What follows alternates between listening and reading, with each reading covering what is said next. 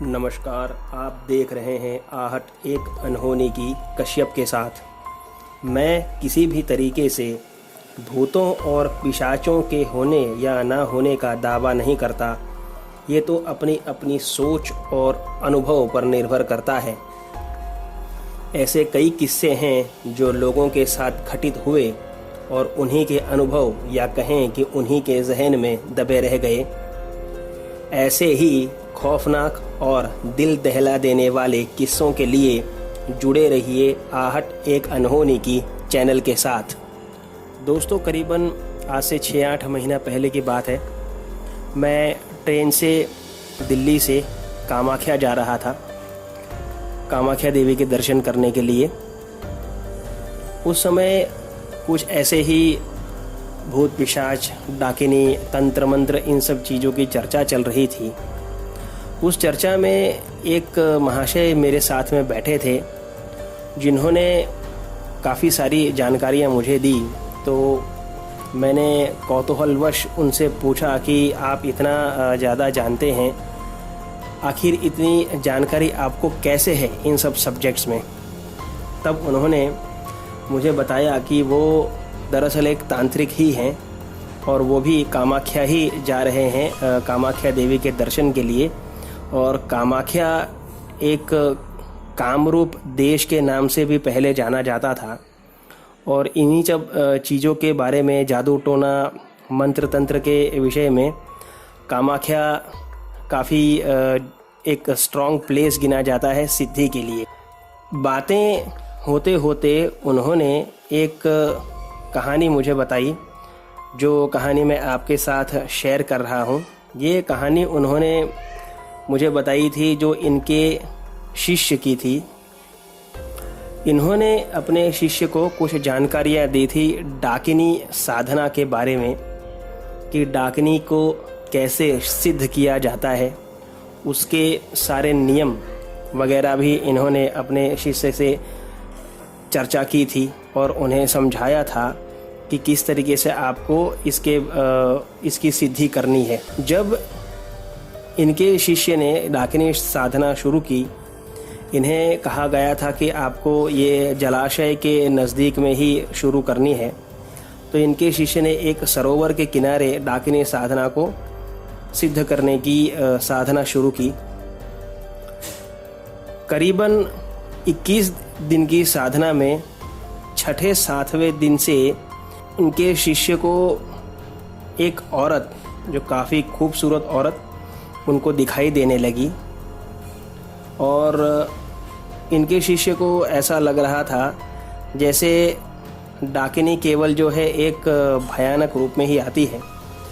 कुछ दिनों तक उन्होंने उस औरत के ऊपर ध्यान नहीं दिया, लेकिन जब 14-15 दिन हो गए तब उस औरत ने एक सीधा प्रत्यक्षीकरण दिया उस साधक को और कहा कि तुम ही मेरी साधना कर रहे हो, मुझे बुलाते हो, और उसके बाद में तुम मेरे ऊपर ध्यान नहीं देते। तब उस साधक को लगा कि हाँ, यही वो डाकिनी है और इन्हीं से अब जो है उसे वचन लेना है। लेकिन डाकिनी की खूबसूरती इतनी अधिक थी कि साधक ये भूल ही गया कि उसे डाकिनी से वचन लेने के बाद में ही उसका कोई कार्य करने के लिए हाँ कहना है।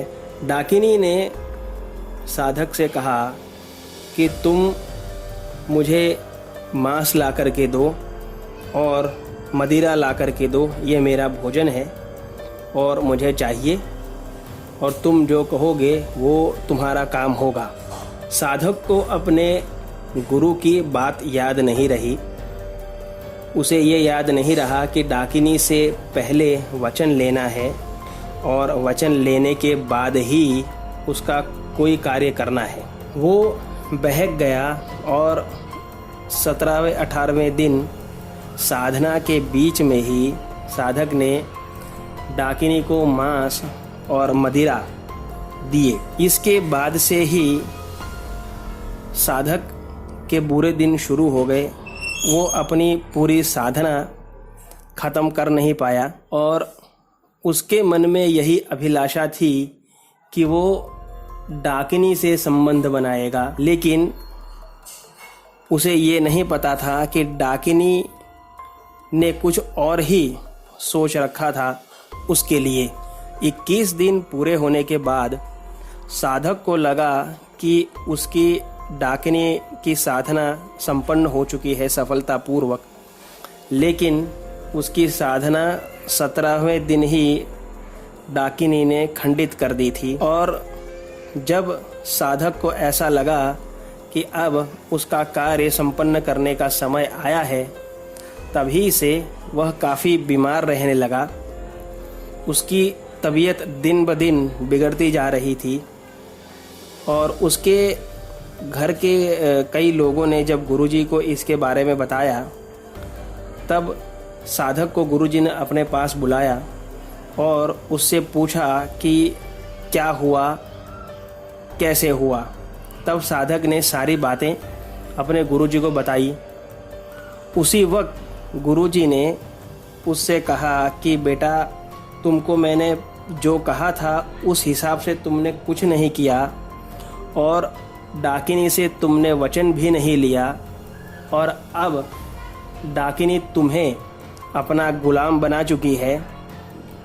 और इस चीज़ को उल्टा करने के लिए अब मैं तुम्हें जो साधना बता रहा हूँ उसे तुम आज से ही शुरू करो, वरना तुम्हारे जीवन पर बहुत बड़ा संकट है। लेकिन साधक जो उस डाकिनी के रूप में इतना ज़्यादा खो चुका था कि उसने अपने गुरु की बात नहीं सुनी और वो दिन ब दिन बीमार पड़ता गया।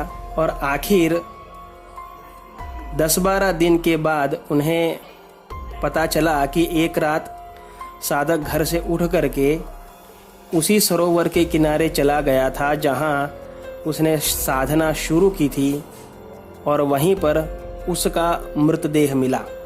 इस बात पर गुरुजी ने बताया कि जो भी नकारात्मक शक्तियाँ होती हैं, डाकिनी, शाकिनी, पिशाचिनी, चुड़ैल, इनकी साधना हमेशा गुरुजी के कहे अनुसार ही करनी चाहिए और हो सके तो इन साधनाओं को करना ही नहीं चाहिए, क्योंकि नेगेटिव एनर्जीज कभी साधक की गुलाम नहीं बनती हैं, वो हमेशा साधक को ही गुलाम बनाती हैं। इनके साधक के केस में भी यही हुआ कि उन्होंने डाकिनी की बात पहले ही मान ली, उससे वचन नहीं ले पाए और अपनी अमूल्य ज़िंदगी खो बैठे। दोस्तों, नेगेटिव एनर्जीज़, पॉजिटिव एनर्जीज़, ये सारी चीज़ें हम भी जानते हैं कि ये एग्जिस्ट करती हैं। भूतों और पिशाचों पे मानना या ना मानना ये संपूर्ण रूप से मैं आपके ऊपर छोड़ता हूँ। मेरी जो चर्चा हुई थी उन तांत्रिक से, ये मैंने आपके साथ में शेयर की है, और उन्होंने कुछ ऐसी बातें बताई थी जो उनके साधक के साथ में घटित हुई थी, जिस उसके प्राण जाने के पहले, जो काफ़ी बुरी थी और इस हद तक बुरी थी। उसके साथ में उसकी जो प्रताड़ना हुई थी, ये मैं आपसे यहाँ शेयर नहीं कर सकता हूँ। तो ये कहानी आपको कैसी लगी, आप मुझे कमेंट बॉक्स में ज़रूर बताइएगा। तो मिलते हैं अगली कहानी में, तब तक stay home, stay safe. Thank you.